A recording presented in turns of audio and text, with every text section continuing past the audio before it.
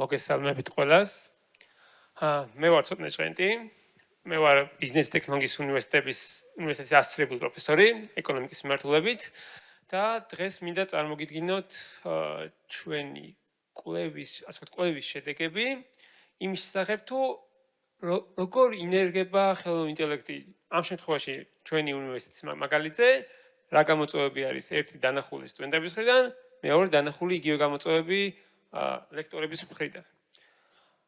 სანამ გადავალ უშუალო თემაზე, მინდა გაჩვენოთ რამდენიმე კვლევითი ანგარიში, რომელიც ჩვენი უნივერსიტეტის ბაზაზე მომზადდა ბოლო 1 წლის მანძილზე და შეეხება ხელოვნურ ინტელექტს, განსხვავებულ თემატიკაზე და ინტერესის შემთხვევაში შეგიძლიათ გაეცნოთ თითოეულ მათგანს.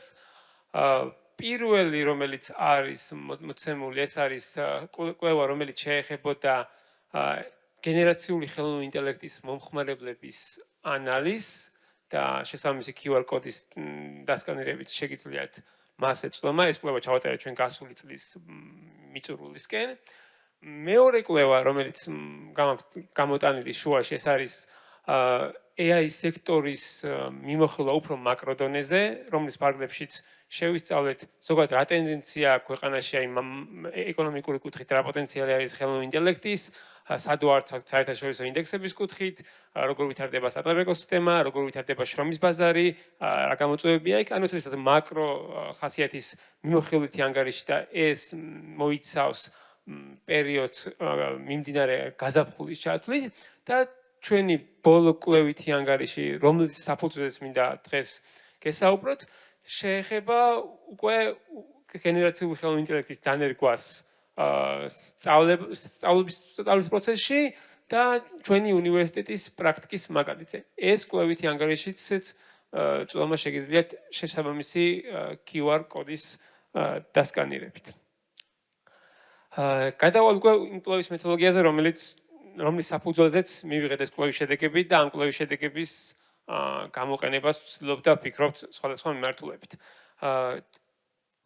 ბოლო ზაფხულის მანძილზე ჩავატარეთ გამოკვლევა ორი მიმართულებით.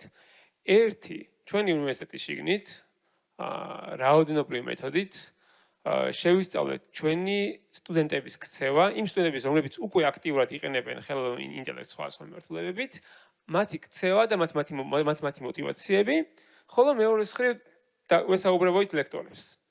კითხვარით, ინტერვიუებით, ფოკუჩგუებით, ყველა არსებული მეთოდით, რა მეთოდითაც შეიძლება მათ გაესაუბრო.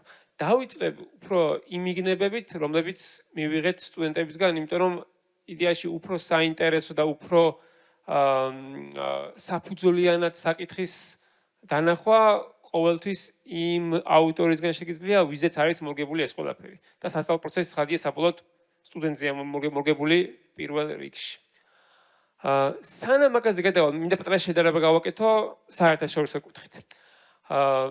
როცა გამოჩნდა რამდენიმე წლის წინ 2022 წლის ბოლოს ChatGPT და სხვა ესეთი პოპულარული Gen AI ინსტრუმენტები, თავიდან ცხადია ყველამ დაუწევთ მათი გამოყენება ბევრი მიმართულებით, მაგალითად ვეძებით ხანდახან ინფორმაციას, ვარედაქტირებთ ტექსტს, შეიძლება ვარედაქტირებთ იმეილს და ამ შემდეგ, ანუ საკმაოდ საბაზისო მიმართულებებით. მათ შორის სწავლის პროცესში შეიძლება გამოგვეყენებინა ხელოვნური ინტელექტი, მაგრამ მანდაც ჩვენი გამოყენების პოტენციალი ძალიან შეზღუდული იყო. მაქსიმუმ რაღაცა ალბათ ინფორმაციის მოძიება. ანალოგიურად იყო სტუდენტების პერსპექტივიდანაც. სტუდენტების თუ იყენენ ხელოვნურ ინტელექტს, იყენენ ალბათ ჩემი აზრით ორი მიმართულებით. ერთი დამატებით ინფორმაციის მოძიება უნდათ, ან მეორე თუ ჭირდებოდათ ლექტორის მოტყუება. სხვა აქტიური მიმართულების გამოყენების მიმართულება არ იყო ნამდვილად პირველ 2 წლის მანძილზე მინიმუმ. რაც გამოიკვეთა ტენდენცია უკვე დაწყებული გასული წლიდან და მიმდინარე წლიდან, ზოგადად არა მხოლოდ სწავლებაში, ადამიანებმა დაიწყეს გენერაციული ხელოვნური ინტელექტის გამოყენება ბევრი სხვა მიმართულებით. მათ შორის ძალიან პოპულარული ამ ინსტრუმენტების გამოყენება თუნდაც როგორც კომპანიონის ადამიანისთვისაც ესაუბრები და აი ეს დიაგრამა გვაჩვენებს თუ როგორ შეიცვალა მხოლოდ ბოლო 2 წლის მანძილზე გენერაციული ხელოვნური ინტელექტის გამოყენების მიმართულებები მსოფლიოში და როგორ წინა პლანეტზე წამოვიდა რაღაც ახალი მიმართულები. მათ შორის ჩვენთვის საინტერესო ხა ჩვენი კვლევის ფარგლებში გახლავთ ის თუ როგორ გაიზარდა ამ მისი გამოყენება სწავლის პროცესში. არა უბრალოდ როგორც ინსტრუმენტი, რომელსაც შეიძლება რაღაცა მოვიწიოს, რაღაც ინფორმაცია დავსერჩოთ. არამედ ინსტრუმენტი, რომელიც ჩვენ გვეხმარება ამ ყველაფერში. რომელიც არის ამ პროცესში ჩვენი დამხმარე, ასისტენტი შეიძლება მასწავლებელიც.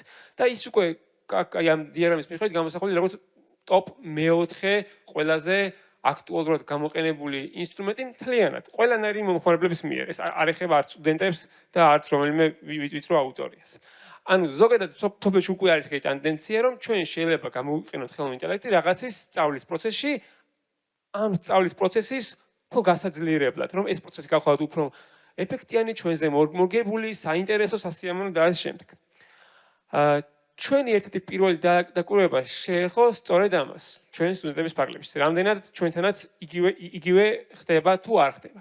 და რაც შევამჩნიეთ იყო ის, რომ ჩვენ სტუდენტებში გამოიკვეთა რაღაც ახალი აქტივობები, რომლებსაც იქამდე არ აკეთებდნენ. იმიტომ რომ ჩვენ როცა შევეკითხეთ, კითხები თუ რაში იყენებენ ხელოვნურ ინტელექტს, ჩამოათვლებინეთ მათ როგორც ის მიმართულები, ასევე შევეკითხეთ თუ რომელი მიმართულება გამოყენება დაიწყეს შედარებით უფრო ადრე, ან შედარებით უფრო გვიან.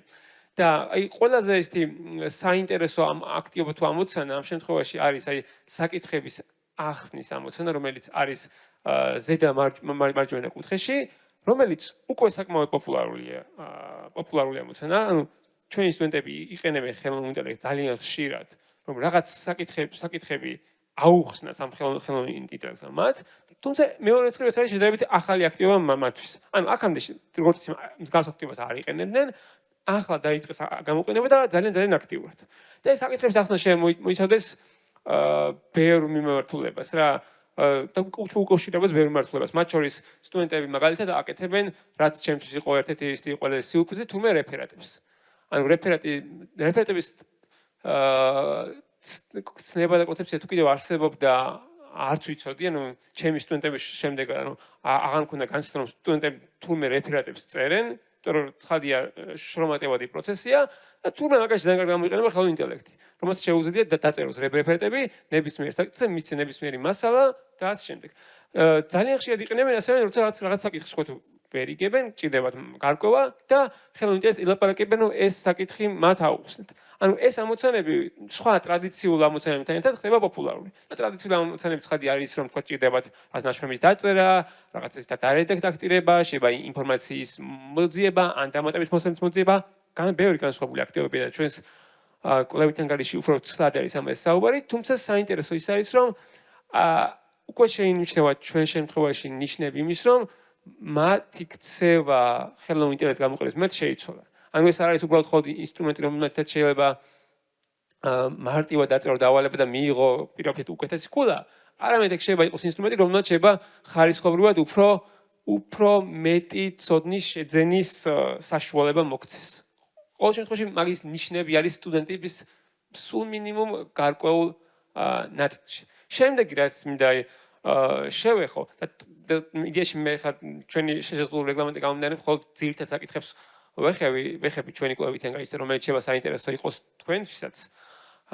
მინდა შევეხო იმ ნაწილს თუ რამდენად ეყნობიან თუ არ ეყნობიან სტუდენტები ხელოვნური ინტელექტის მიერ მოწოდებულ ინფორმაციას. რაც ნათლად გამოჩნდა ჩვენს მაგალითზე, სტუდენტები ხშირ შემთხვევაში მეტწილად ცდილობენ დამოკიდებულებიც კი იყვნენ ხელოვნური ინტელექტის პასუხებზე. და რაც უფრო ნაკლებად ამოწმებენ ისინი ამ შედეგებს, მით უფრო დაწმუნებელია მის სწორეში. ანუ რაც უფრო მეც ეძებ შენ რაღაცას, რაც უფრო მეც არ ყვევ, რაც უფრო მეტ განსხვავებულ წყაროს ეცნობი, უფრო კრიტიკული ხდები, უფრო ნაკლებად გჯერ ამ ხელოვნურ ინტელექტს ავტომატურად და პირიქით.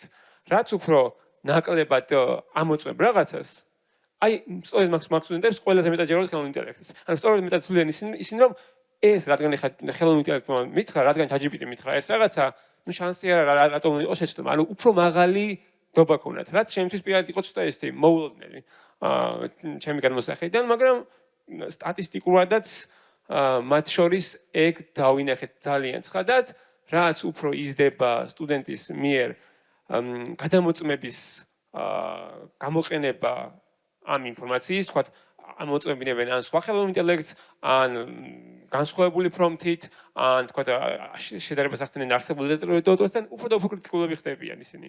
უფრო და უფრო მეტი კითხვები უჩნდებათ, რაც იდეაში კარგიც არის და ჩვენთვის არის ალბათ სწორი მესიჯი, როგორ შეიძლება მათ დავეხმაროთ ამ ინსტრუმენტების ეფექტიან გამოყენებაში.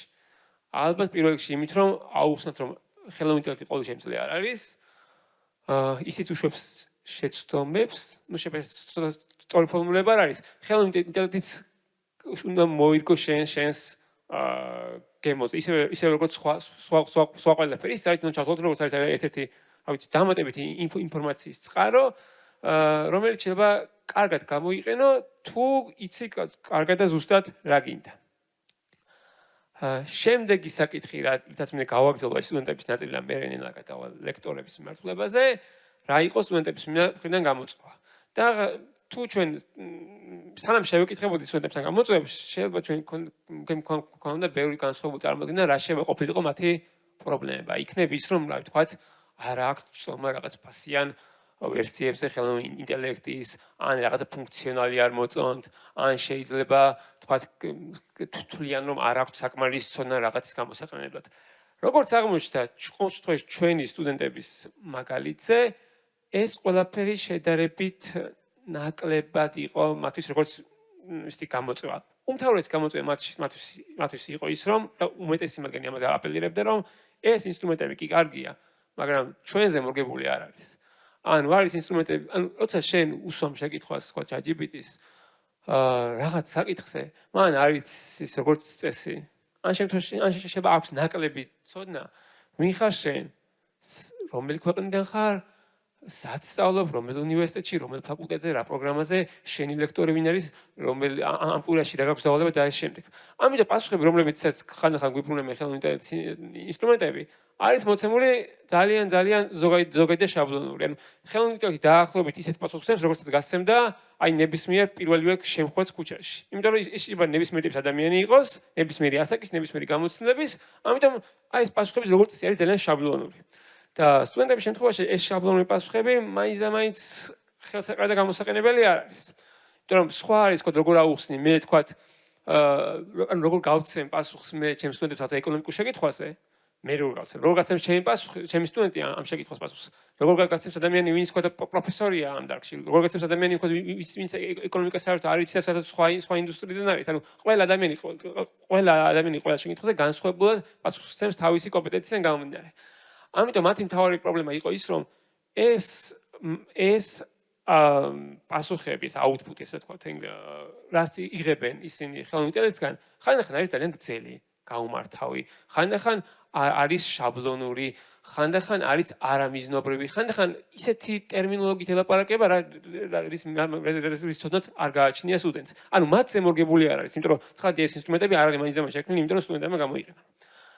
ეს არის თავარი გამოწვევა, რომელთაც მიმართებაში ყოველ შემთხვევაში სტუდენტების განმოსახედიდან, ანუ მათი პერსპექტივიდან, სხვა გამოწვევა ახლობსაც კი არ მივა. ხოლო რაც შეეხება ლექტორებს, როგორც წესი ისინი საერთოდ სხვა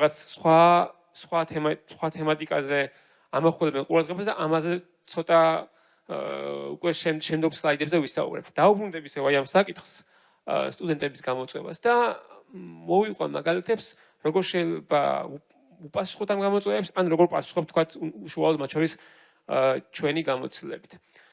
პირველი, რამდენიმე კი რა პრინციპში უმეტესმა დიდმა ენობრივ დაფუძნებულმა მოდელებმა თავის ინსტრუმენტებში უკვე ჩააშენეს რაღაცა სწავლის ეგრეთ წოდების სტადი მოუდები, რომლებიც სტუდენტს უფრო მარტივად უხსნის რაღაცებს. ერთი რაც შეგვიძლია ყოველთვის მივცეთ სტუდენტებს რეკომენდაცია, რომ გამოიყენეთ ეს სასწავლო ეს სტადი მოუდები, რომლებიც უფრო მეტად მოგერგება, უფრო მეტად ლექტორის პოზიციიდან თუ მასწავლებლის პოზიციიდან აღიხსნის რაღაცებს. მეორე, რასაც ხშირად ბევრი ლექტორი აკეთებს და მათ შორის არა მხოლოდ ჩვენთან, მათ შორის ჩვენს უნივერსიტეტშიც, ისინი თვითონ ქმნიან სტუდენტებისთვის აი სხვადასხვა ტიპის ტექსტურ თუ სხვა ტიპის მიმოხილვებს. იმიტომ რომ ერთი არის სტუდენტმა თქვა თვითონ შექმნას ეს მიმოხილვა, თქვა და აიღოს ლექტორის მიერ მოცემული მასალები, ჩააყაროს რაღაცა ინსტრუმენტში და მიიღოს რაღაცა როგორც ეხლა მოხსენებთ რეფერატი თუ რაიმე სხვა ფორმის უფრო გამარტივებული მასალა და მეორე რომ შენ გაუკეთო ეგ.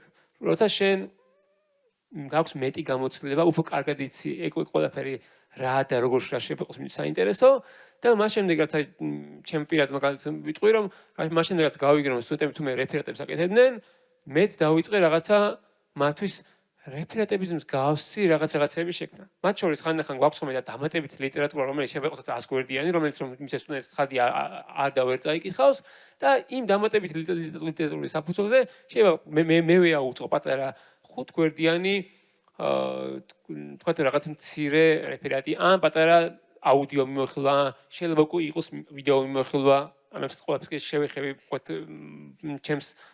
ჩემი პრეზენტაციის დასრულისას, რაც უფრო გამარტივებს მათთვის ამ ყველაფრის უფრო ყოველ შემთხვევაში უფრო მეტი დობა იქნება იმის რომ რახან ლექტორმა მომცა ეს ყველაფერი უფრო კარგი იქნება თუ გავესწრებით. ნუ რაღაც ყოველში მე ეგეთი განცდა მაქვს. და მესამე რასაც ვიყენებ და განერგილი გვაქვს რამდენიმე კურსის ფარგლებში უკვე ჩვენს უნივერსიტეტში, მათ შორის მე მაქვს განერგილი ჩემს რამდენიმე ეკონომიკური ხასიათის კურსზე. ეს არის კურსზე მორგებული სასწავლო ასისტენტების გამოყენება.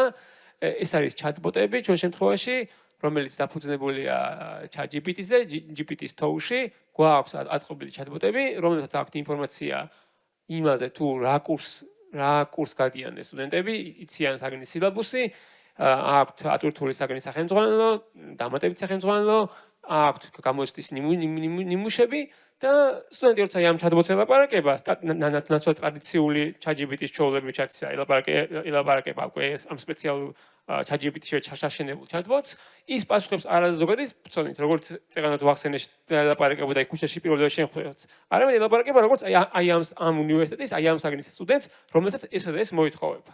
ან უფრო მიზნობრია მის პასუხები. და ჯერჯერობით რაშიც ყველაზე მეტად იყენებენ, ანუ ეხლა თქვენ ჩემს გამოცდილებას მოვუყებით, უშუალოდ ჩემი სტუდენტები, აი ამ ტიპის ასისტენტებს არის ხოლმე გამოცდების წინ ვარჯიში. და დაახლოებით ჩემი სტუდენტების 50-60% ჩემი კურსების ფაქტობრივად მათთვის ერთ-ერთი ყველაზე მნიშვნელოვანი წყარო გამოცდების წინ მოსამზადება და ვარჯიშისთვის არის ეს ჩატბოტები. ჩატბოტს პირდაპირ ეკითხებიან რომ დამისვი გამოსაგამოს შეკითხვები, ის უსვამ შეკითხვას, ესენი სტუდენტები პასუხობენ, მე თქო თუ რამე შეეშალა ჩატბოტი უსწორებს, ან მიუთებს რომ რომელი გვერდი წაიკითხოს დამატებით სახელმძღვანელო რომ უფრო გაერკვიოს მაგ თემაში.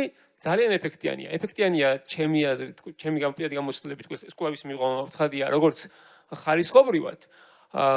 ასევე თუნდაც ქულების დონეზე, იმიტომ რომ იმ კურსებში სადაც ეს გამოვიყენე ჩატბოტი, სტუდენტების ქულებმა დაიწყო ეგრევე ზრდა. რადგან უფრო კარგად ემზადებოდნენ, უფრო იცოდნენ რა უნდა გაკეთებინათ გამოცდებისთვის, გაიზარდა მათი ცოდნის დონე, გაუმჯობესდნენ მათი შედეგებიც. ახლა გადავალ უკვე ლექტორების გამოწვევებზე, რომელიც ანუ აი 100%-ით განსხვავებდებოდა სტუდენტების გამოწვევისგან. ანუ თუ ეკითხები სტუდენტებს საერთოდ სხვა რამეს პასუხობენ, თუ ეკითხები ლექტორებს, მათთვის გამოწვევა არის აბსოლუტურად განსხვავებული. და ძირითად შემთხვევაში რაც იყო ყველაზე ისეთი ცხადი გამოწვევა ლექტორთა უმეტესობისთვის, ის უკავშირებდა სტუდენტების შეფასების სირთულეს. რომ ეს ყველაფერი კარგი, ვიყენებთ ჩვენს რაღაცეებში, სტუდენტებიც იყენებენ რაღაცეებში და კარგია, მაგრამ აი როგორ ვიღარ შევაფასოთ სტუდენტები. და შეიძლება ლექტორების ეს გამოწვევა იყოს უფრო ტექნიკური მიზეზებით გაფორმებული, იმიტომ რომ შეიძლება ლექტორთან ერთად ხარ შემფასებელიც ხშირ შემთხვევაში და ცდილობ რომ რაღაცნაირად სამართლიანად გაზომო სტუდენტების მიერ დაწერილი ნაშრომები თქვათ. და მათი ლოგიკა აი ჩამოყალიბებული მაქვს ახლა რაღაც რამდენიმე წინადადებით. რას ამბობენ ლექტორები. პირველი რომ თანხმდებიან იმაზე რომ ხანდახან რთულია AI კონტრიბუციის გამოვლენა. ხანდახან ძალიან მარტივია. ხშირად ძალიან თუ სტუდენტი დაგვიკოპირებს რაღაც ChatGPT-ის მიერ გენერირებულ ტექსტს, ანუ ყოველგვარი შელამაზების გარეშე, ძალიან მარტივი მისახვედრია რომ რაღაცა უცხო ტერმინებით რომ გვესაუბრება სტუდენტი, ეს მისი ნაშრომი არ არის. ცხადია, ხშირ შემთხვევებში მარტივად იფილტრებიან სტუდენტები ამ შემთხვევაში, მაგრამ ხანდახან რთულია ამ ყველაფრის ტექნიკურად გაზომა. მათ შორის არც AI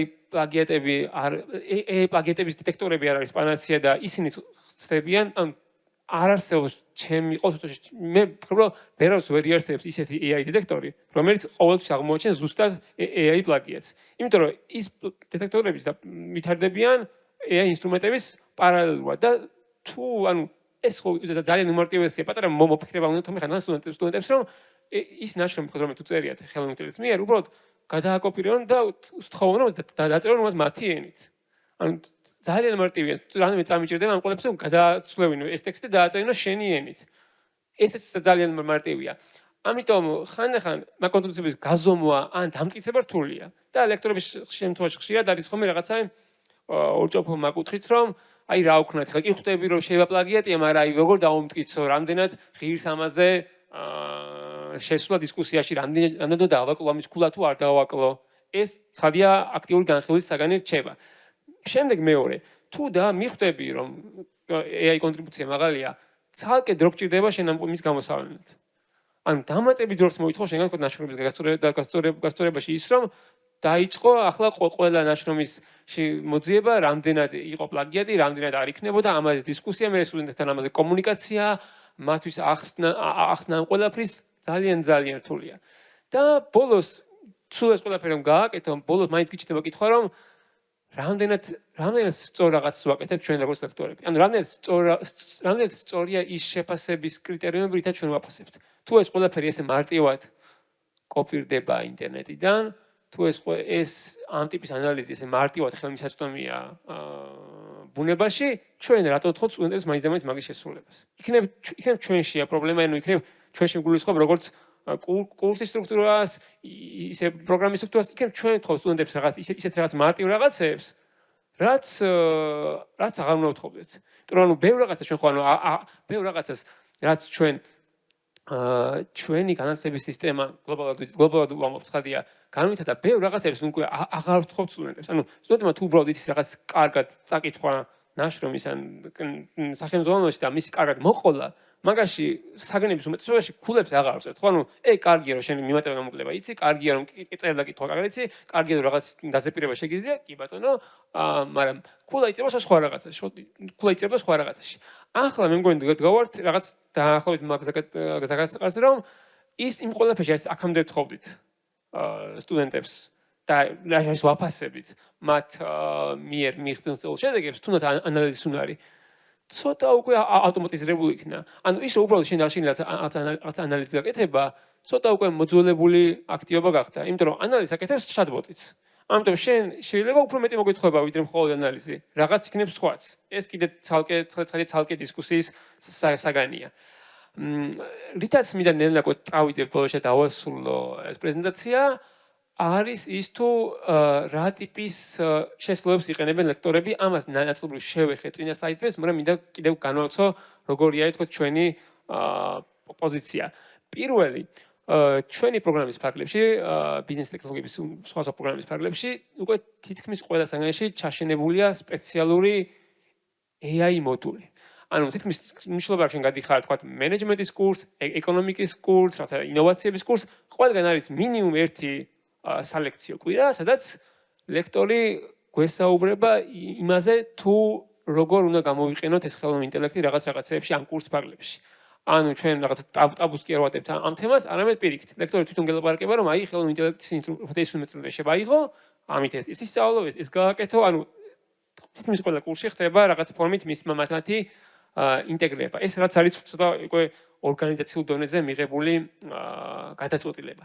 დანარჩენი რაც შესაძლებელი არსებობს, დამოკიდებულია ხოლმე უკვე უშუალოდ ლექტორებზე და მათ კურსებზე. ანუ ჩვენ ამ კურსზე არ გვაქვს რაღაც მაინც და მაინც ცენტრალიზებული მიდგომა, რომ ყველა კურსში ყველა ლექტორმა ერთ და იგივე ინსტრუმენტი უნდა გამოიყენოს და ერთ და იგივე ფორმით. ანუ ეგეთ ტიპის ეგეთ ტიპის მეთოდოლოგიას მე მგონი ჩვენ კი არ ვერც ერთი უნივერსიტეტი ვერ შეადგენს. და თუ შეადგენს, მე მგონია რომ პირადი აზრია რომ არაეფექტიანი იქნება. რადგან ძალიან განსხვავდება საგნების სპეციფიკა. რაშიც იყენებენ თქვა ჩვენი ლექტორები, შეიძლება იყოს თქვა ტესტებისთვის შეკითხვების შექმნა, ასე როგორც მე უკვე ვახსენე კურსებზე მორგებული ინსტრუმენტები, ვახსენე ასევე აუდიო და ვიდეო მოხლები, რომელიც აი ბოლო ხანებში ძალიან განსაკუთრებით კარგი გახდა Google-ის Notebook LM-ის გამოყენებით, რომელიც აი კიდე განახდა, პრინციპში ნახდება ყოველკვირეულად და აი რამდენიმე დღის წინ ნახე ბოლო განახლება Google-ის notebook-ელების და რაღაც ძალიან დიდი შთაბეჭდება დატოვა ჩემზე. ავიღე ჩემი სლაიდები, ერთ-ერთი საკმის სლაიდები, ჩაუგდე ამ Google-ის notebook-ელებს და თვითონ ეს ჩემი სლაიდები თლიანად გადააკონვერტირა ახალ სლაიდებად, სადაც დაამატა გრაფიკები, ვიზუალები, ინფოგრაფიკები, ანუ ბევრი ის რაღაც დაამატა, რაც მე არც მithხოვი, ანუ თავისი ანალიზით მოიძია ინფორმაციები, მოიძია დიაგრამები, სქემები, ცხრილები და ჩემი სლაიდები, რომელიც მე ვთვლიდი რომ არც თუ ისეთი იყო, არც თუ ცუდი სლაიდები იყო ყოველ შემთხვევაში, არც ვიზუალურად, არც შინაარსობრივად, ნორმალური იყო მე ესე უყურებდი, აქცია რაღაცა უფრო ისეთ რაღაცა გეგონება სპეციალურად მომზადებულ ინფოგრაფიკად, რომელიც უნდა გავიდეს რაღაცა ინფოგრაფიკების კონკურსზე. ანუ ბევრად დახვეწ, ანუ ეს ინსტრუმენტები ვითარდება აი მართლა ყოველ დღიურად თუ ყოველ კვირაულად მაინც. და შეიძლება რა ვისაუბროთ დღეს, ერთ კვირაში კიდევ უფრო მეტი შესაძლებლობა იყოს. ამიტომ ეგ ნამდვილად არის ის ინსტრუმენტი, რომელსაც აუცილებლად გირჩევთ რომ გამოიყენოთ ხოლმე რაღაცა მიმოხილვებისთვის თუ სლაიდების თუ სხვა ტიპის მასალის შესაქმნელად. სხვა ცხადია დამოკიდებულია შესაძლებლობები, რაც ლექტორები იყენებენ იმაზე თუ რას ასწავლიან, ხანდახან ასწავლიან ხოლმე AI ეთიკას პრომპტების შედარებით, ანუ უხსნიან სტუდენტებს მათ შორის რატო შეიძლება ChatGPT-ის მიერ მოცემული პასუხები იყოს ან ცდარი, ან არა მიზნობრივი. შეიძლება ავიღოთ რამდენიმე განსხვავებული ინსტრუმენტი, მივცეთ ერთგვარი პრომპტი და მათ მოგცემ განსხვავებული შედეგები. ანუ ამით უფრო რაც ჩვენ გვინდა ვინდა დავანახოთ სტუდენტებს შინაარსობრივად როგორ მუშაობს ხელოვნური ინტელექტი და გაუჩინოთ მათ რაღაცა კრიტიკული განცდა როგორ მივიდნენ თუნდაც ამ ყველაფერს. ან მივიდნენ არა იმგვარად რომ აი ეს ინსტრუმენტი თუ მაქვს მორჩა მე უკვე ყველაფერი შემიძლია, არამედ მათ შორის კრიტიკულად შეხედონ მას რომ ამ ინსტრუმენტებს ბევრად აკეთება არ შეუძლია, იქნებ რაღაც სხვა ინსტრუმენტი ჯობს. ან მიდგომა ერთ-ერთი რაც ხშირად ვიყენებთ არის სწორედ ასეთი. კიდე ძალიან ბევრი საკითხი იდეაში რომელიც აი ჩვენ კვლევის ფარგლებში იყო და შემიძლია იდეაში ამაზე დიდხანს მესაუბრა. თუმცა მე გაგიზიარეთ უკვე ჩვენი კვლევის ანგარიშის ფულები. აქ არის ასევე ჩემი საკონტაქტო ინფორმაცია, როგორც პოსტა, ისე LinkedIn-ისაც ძირითადად ხშირად ვაზიარებ ხოლმე მსგავსი ტიპის მასალებს და თუ ექნებათ რაიმე ტიპის ინტერესი ან შეკითხვები ამ კვლევასთან დაკავშირებით, ან ზოგადად ამან მომიჯნავე თემატიკაზე რაიმე შემოთავაზების, მზად ვარ ყოველთვის ნებისმიერი მსგავსი ტიპის კოლაბორაციისთვის. დიდი მადლობა დღევანდელი ღონისძიების ორგანიზატორებს, თქვა ჩემი მოწვევისთვის ამ ღონისძიებისთვის და ყველას გისურვებთ სასიამოვნო დღეს. მადლობა.